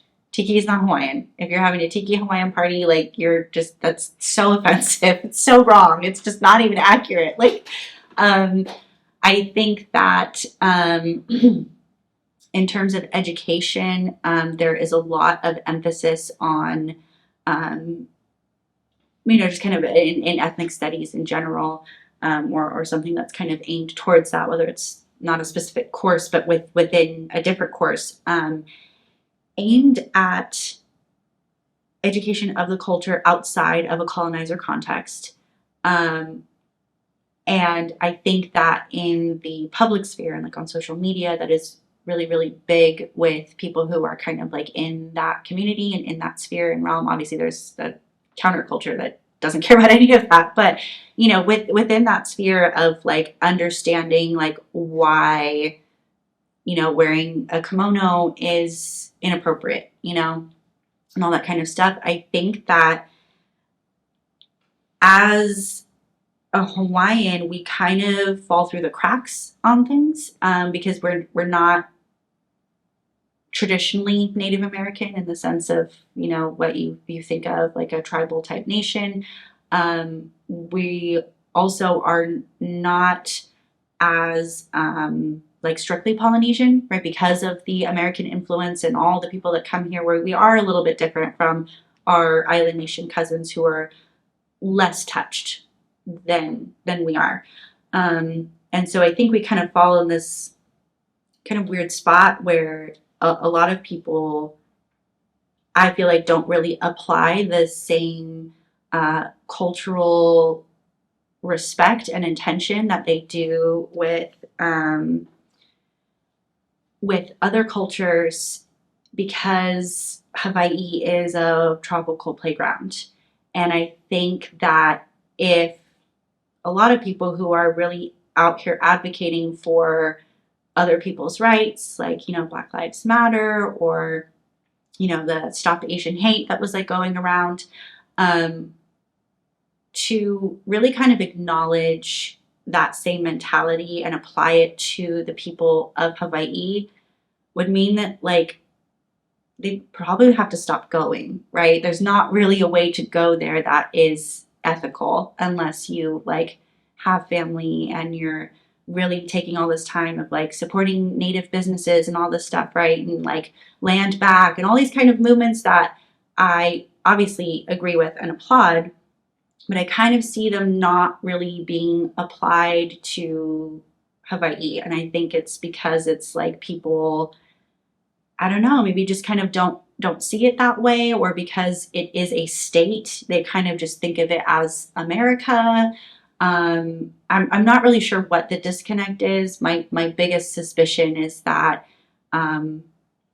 you probably have to cancel your vacation. And if you're saying, oh, land back to, the Navajo people, like, well, you're probably not going to go to like Northeast Arizona, right? It's not really a land that you're going to go vacation in. You're not really going to go to like South Dakota, right? But like, so giving those people their land back doesn't really affect you because you're not there and you don't visit there, but it's not like a tropical paradise. It's not a land that no offense to South Dakota, but like, it's just typically that's not really the type of place, the environment that people are like, I would love to vacation there. I just need to like relax and like get away from it all. And so I think that with Hawaii, it is. And so I think that oftentimes people don't realize, even some of the people who have the absolute best intentions, don't realize that they're participating in modern day colonization. Like, you are participating in this.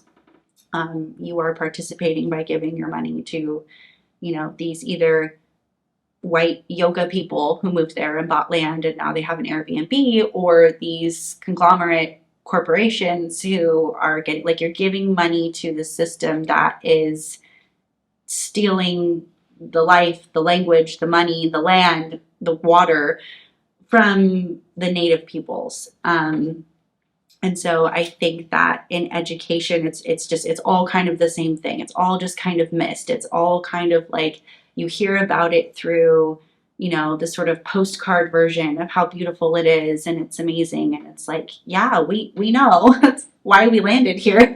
That's why we inhabited these islands. We know they're amazing. This kind of like tourist version, this very sort of like capitalist washed, colonizer washed version of it. And then the same thing in history, where you only learn about it. Hawaii only pops up in the U.S. history book when we go over there as America and we have interest in it. You don't learn that like there were like thousands of years of like kings and tribes, and we had all of these very sophisticated ways of living. Like, we were a whole people. It's not like we were like just like there were three of us in a hut like banging coconuts together, and then America came in, and then yeah, there was a queen, and then like yeah, but then there wasn't. Like, it just I think you don't learn about it. And I think that as Hawaii specifically, And then just the Nijas in general, it's just a very forgotten area because it's very much lumped with Asian culture. And Asia is a massive continent. Like there are such rich and ancient cultures there. Of course, we're kind of not really like getting the focus that we need. I think we need our own category. Like ideally, it would be amazing to have a class that focuses on, you know, humanities or history or whatever it is, focuses on the people of Oceania, of Pacifica. I don't know that there's an official name there. Um, you know, focuses on just, you know, either our history or from an anthropology sense, like, you know, this is the culture, like the tools that we use to wayfind. Like there's just so much that you could go into that is being completely overlooked because we're getting lumped in a category that is already massive, absolutely massive, right? I mean, like China alone, like their history, there's whole classes just on Asian history that have to be broken up, and even that is probably just scratching the surface. So um, I really think that ideally it would be great to have our own just category of things in our own class. It really just focuses on like this whole bubble of like the ocean and the people that have resided there and do reside there. But in terms of other classes that are not focused on that, I think just making sure that like particularly Native Hawaiian things don't get lost in the shuffle. I think that there is a lot more intention and focus on incorporating Native American, as in actual North America tribes, into curriculum, which is of course amazing. I think that we just kind of aren't really seen in that bubble. But then also if there's talk about like, oh, well, in these other cultures, it's kind of like Asian stuff. And so we kind of get missed. And so I think that like for your classes, like in particular, like Mahu, right? When you're talking about Two-Spirit, that could very easily be kind of like another native culture that is in, unfortunately, the land of America. This is kind of a similar concept, and just kind of mentioning that would be really great, which I think that you did. And there's like lots more like documentaries and a big resurgence right now of Kanakamoli trying to really root themselves in their culture and educate properly, not tikis and coconut bras, what our culture is and who we are, and that we are still here, and really connecting with older ways of being. And I think that for like a women's history too, like there are, Haunani K. Trask is like one example of a major Hawaiian activist, also professor, author, poet, that could be mentioned for either her Polynesian roots, or if you wanted to take it as an example of an American person. She was born in California. So like, even if you wanted to go off of like, well, Hawaii it's illegally occupied, it's stolen, it shouldn't even actually be a state, even that she was born here. So by citizenship, like she was an American person. So you could incorporate that in terms of like, here's an example of, an American woman who, did amazing things. But of course, her like most famous speech was like, we are not American. We will die Hawaiians, like we are not Americans. So, maybe don't call her American, just rest in peace to her ghost. but yeah, there definitely are ways in which specifically Kanakamoli culture could be incorporated into whatever the curriculum is, and then maybe even in a larger sense, people that I can consider to be like cousins, Tongans and Samoans and, those like from Palau, and like there's all sorts of little islands that people think like, no one lives there, and we're a larger group than you think. So if you were taking a class, you're so accustomed to like almost need total exclusion, right, from the curriculum. So if you were taking a class and sort of unexpectedly, Native Hawaiian people, culture, history was brought up, and not just in a kind of superficial way, right? Was actually brought up in a way that felt fairly in depth and respectful, and again, not just from the colonizer's perspective. Mm-hmm. This is kind of a hard question maybe to answer, but how would that make you feel? That is an easy question. I would be I would be so excited. I'd be like, oh, like it'd be like on Zoom, like raise hand, like, oh my gosh, I'm Hawaiian. Like, I mean, honestly, just even meeting other like Hawaiians or Polynesians or Micronesians or Melanesians, it's like, it's always just very exciting because we are a smaller group in comparison to some of the others. We're just larger than people think. People say, oh, like no one lives there. Like actually. So yeah, I would be super excited. I would be super, super excited. I definitely would raise my hand via Zoom or like actually like online and be like, oh my gosh, like this is my culture. Like this is so cool. Potentially like share something that I know that is like related to what was said of like, oh yeah, like here's, if it's related to the classic, because I'm never that student, just like, I'm just going to tell you my life. Like, we have stuff to learn. Like, talk to them after class, please. Like, your life is cool, but like, come on. Just sharing something of like, oh, like this, like personal story or whatever. I have before in class, like shared when like World War II comes up of like, oh, like my grandfather, like we're from Hawaii, and like he was there. He was a child during it. They had to wear like gas masks in class and school that had like little like animal masks on them to try to be fun. And like they had to sleep with like a very lightweight kind of like mattress on them at night in case like they were bombed and rubble. Like, just kind of adding personal context to the history lesson because that is history, right?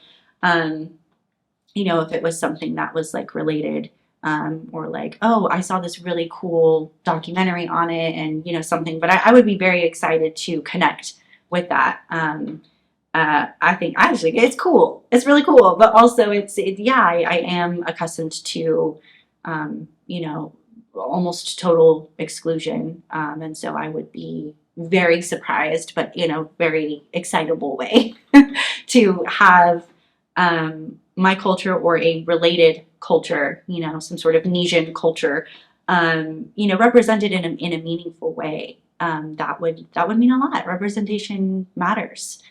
It matters, and it matters in a way that is meaningful. I feel like Hawaii is represented a lot in our culture, but it's not.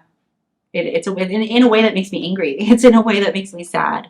I feel like I do feel very connected to my ancestors there, and I feel like I do carry and hold a lot of that ancestral grief and rage and just pain from what has happened.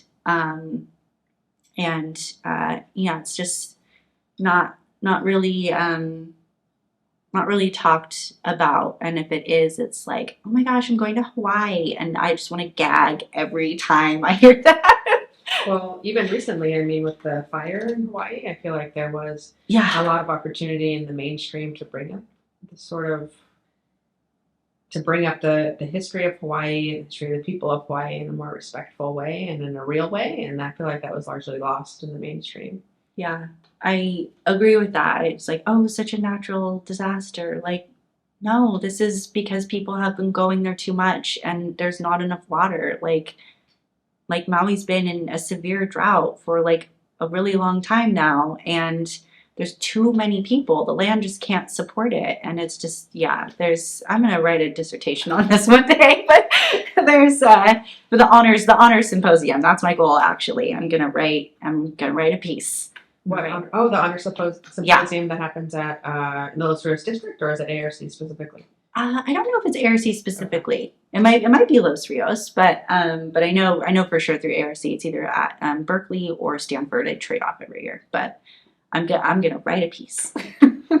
But it wasn't just a natural disaster. It's capitalism. It's colonization. It's even the people who actively participate in moving things forward for other ethnic groups here in the States that, still go on their vacations to Hawaii and, stay. And like I said, even if you're staying at the Airbnb, like that person, unless like they say or you ask them, are you native? Like they probably just moved there. They're probably like a yogi who, wants to just like live a natural life, and they have a lot of money because they're actually from San Jose, and they bought the land, and it's driving the prices up. I mean, my family was displaced in the 70s because it got too expensive. That's how I was born here. My mom was born over there.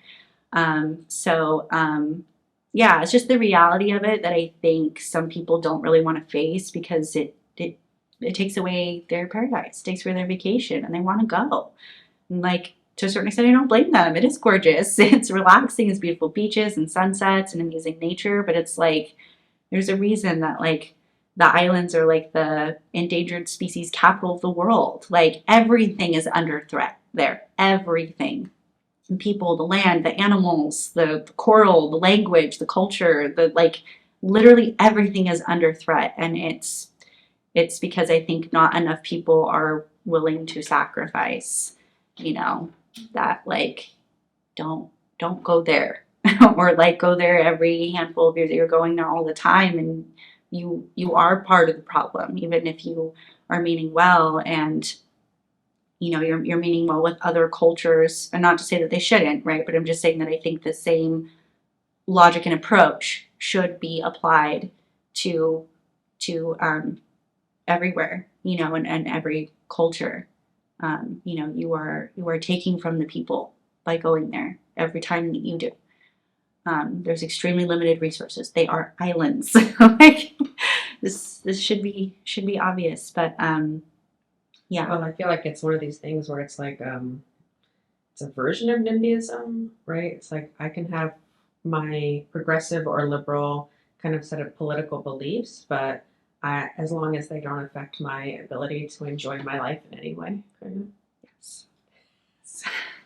So anyway, is there anything else? So outside of the curriculum, is there anything you want to say in terms of like how our college, how ARC and the district more broadly could better serve students, Pacific Islander students? I know there's a club here that I believe is AAPI, but has, I think, just the demographic around here. There are more, I'm just going to say Nesians for short, in this area. And so from what I have seen, like from the Instagram and things, there is much more of the PI representation in the club itself. So that just, I mean, that alone just feels good to see. At ARC, I'm just not as familiar if there is a group, kind of what they do. It seems like the club here is like very, very active. Yeah, I mean, outside of curriculum, I'm not really sure. I don't think that it is, unwelcoming in any way. I think probably just representation. I think that would probably be the most profound way. Maybe if you're doing like I think it's May, right? I choose not to participate because I boycott the AAPI stuff, because I'm like, we're our own category. I will not celebrate with y'all. Like, you deserve your own month. Absolutely. We deserve our own month. Like, let's take August or something when like no one's celebrating anything. Like, just give us our month. So I boycott personally. But, during that month of like maybe when you are doing posts on Instagram or the newsletter that goes out, or events on campus or something, maybe things that where you really do make that intention and effort to focus in on the PI and make sure that it's not like AA and PI, like kind of like an afterthought. Kind of like it almost feels like in a way, like in Hollywood and stuff, right? The token black guy. It almost kind of feels like they'll throw in like the token PI, and then that's represents all of us, and then everyone else is of an Asian descent. And like I said, it's hard because Asia is huge, right? So like there's a lot of different parts that you're trying to represent. Now you have this other category of people, and like of course you kind of are not really getting to everything, which is why we need our own month. Yeah, just like even just like posts and things. You'll see it like on Instagram. It's like, oh, we're celebrating AAPI month, and it's like some whatever red carpet event, and it's like you swipe through, and it's like literally they're all just Asian. Where is the PI? There is no PI, and so or they'll have like the one out of like 10 posts. So I definitely have I've seen it kind of like growing. I definitely talk to my friends about it. I post about it a lot when I see stuff. I follow a lot of like Hawaiian Instagrams. Lost like a friendship over it because I was just too much. But like, then you are not my people. That's fine. So more education and more like intention of representation. Like really trying to make sure that is like a focus and there is like care and compassion there. I think also probably authenticity, particularly with Hawaiian culture. Hawaiian culture is oddly very represented in American culture, I think, especially in the summer. But it's like, the fake flower lei and coconut bras and like hula, like that's offensive. Hula is a religious practice. It was banned for a very long time. It was as a means to separate us from who we are. Going like this is like, that's super culturally offensive. That's like mimicking like Asian facial features or like a 1950s stereotype of the African American community. Like that is deeply offensive. That is not something that, or like the with Native American stuff, like those are the equivalents. And so I think that making sure that the representation is authentic and not just like, we went to Dollar Tree and we went through or Party City and we got all the Hawaiian stuff because they're Hawaii, like that's not who we are. So I was wondering if you could talk about your experience taking courses that either wholly or in part focus on queer and trans topics and sort of what those courses were, why you chose to take them and why you feel like maybe it's felt personally meaningful to take classes that actually address queerness. Yeah. Really the only class that I have taken that has had any significant focus on queerness is the queer studies class. I don't really recall queerness being a part of any of my other classes. Potentially it was mentioned, maybe in like a more US history focus, and then it was, Stonewall or something, but it certainly was an afterthought, much like the mention of anything Hawaiian, is kind of like in relation to a larger focus. It's kind of a byproduct. I really just can't recall any significant queerness in any other kind of course, humanities, other history, art history, even. I definitely would say that there is a significant absence. A lot of what I know about queerness, both historically and just culturally, is either from your course or just something that I've learned on my own in my own ways. But in terms of curriculum, I don't think that there has been intentional focus on it. What was the other part of your question? So why did you choose to take that queer studies course? And, why do you think it's important to include queer and trans topics in the curriculum? Sure. Okay. So, I chose to because I thought it would be a really great opportunity to learn more about things that I felt I had already kind of like tapped into, but in an academic sense. I thought that the knowledge not just being on like the internet or social media, but in a sort of classroom setting via, Zoom or not, in an academic setting, might have some resources that would not have been readily available to me in an Instagram story. Essays and writings and things that are a little bit more approachable when you're in an academic sense. So I kind of wanted to come at the same concentration from a different perspective in hopes that I would gain like another layer of understanding. In terms of importance, I think that really it's kind of the same kind of argument. I think that's where maybe there's kind of an intersection there, right? Of in particular being Kanakamoli and and queer, what that does as a student, right? In the way in which I feel underrepresented as a Native Hawaiian, and the excitement that I would receive from that representation, intentional, authentic representation. I think it would be applicable to the queerness as well, of just feeling seen. And I think that is so important. I think that's really what people need and want the most, is to feel seen and heard and known. I think that's a deep want. I think in terms of positive impact in a more collective sense, I think that the education system, having it more infused and not so isolated, is kind of related to what I had described with the Native American classes. It is fantastic to have it isolated so that, and obviously there's always intersections, it's not in a vacuum, but isolated in terms of that is your particular focus. Your intention is to focus on this area. I think that's really fantastic, and I think that should stay.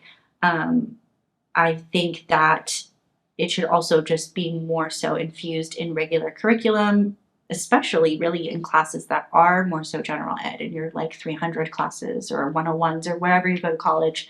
Your intro classes, your literature classes, if you're reading about somebody who was part of that community, like not just mentioning like, oh, Oscar Wilde, whatever, like he was gay, end of story, but like kind of what that means on a deeper level, maybe how that was like impactful to his writing, the context of the history, the times in which he was writing, right? Like there's so many layers to kind of understand not just literally what you're reading, but what made it and what's infused in it. And so I think that, like I was saying with the Native Hawaiian stuff, there's so many ways that it could be infused, so many different ways in which like, this is related. Literature classes, art history. I mean, really, right? Like how many of these artists were some kind of queer that we really could kind of like, discuss in a more meaningful way. Art history courses, humanity courses, obviously history courses, writing, like you could probably honestly even find a way in science courses, and it's like everything is related. So if there is a want, there is a way to kind of discuss queerness in a meaningful fashion. And queerness is, it's such an umbrella already, right? So there's so many different avenues that you could really take, that could fall under some sort of queerness that you could be kind of drawing meaningful attention to in courses. And I think that if it becomes more regular practice to learn about it, even indirectly, it's just part of the course, it's just part of what you're talking about. You don't, it's not like highlighted, it's just like, it is what it is. It becomes more normalized to discuss it, to understand it. Kind of the same with the Hawaiian stuff. The more that people talk about the truth of the history and the culture of the people accurately, and all that kind of stuff, it becomes very normal. And with that normalcy, you start to shift the collective, you start to shift the culture in which it is. Like now it's normal to see pronouns after names, and it's not everybody thinks it's normal, but like in comparison to what it was even like 3 years ago, it's become a lot more normal, because slowly you shift with exposure and education. And so I think just that representation is really impactful for individuals who already identify as that community, and that has a huge positive impact on the community itself. The people that kind of stood before them too, and the people who will be ahead of them. It really changes things. It's meaningful. But also on the people who do not identify with that community, the other side of things, just being less of like a focus, or like, oh, the gay class, that's for gay people. Native Americans for Native American people, like women's studies, that's for women, and it's like, no, like there's so much value in it. That is our intended focus, but there's so much value, and we're talking about so many different things. And if it's kind of more so incorporated, it's less of like, I think like people's ears kind of shut off when they hear something that's like, oh, well, that doesn't apply to me, And so I think that if queerness is just discussed, just like anything else, it won't be like, oh, that's for the gays, Like, no, it's for everybody.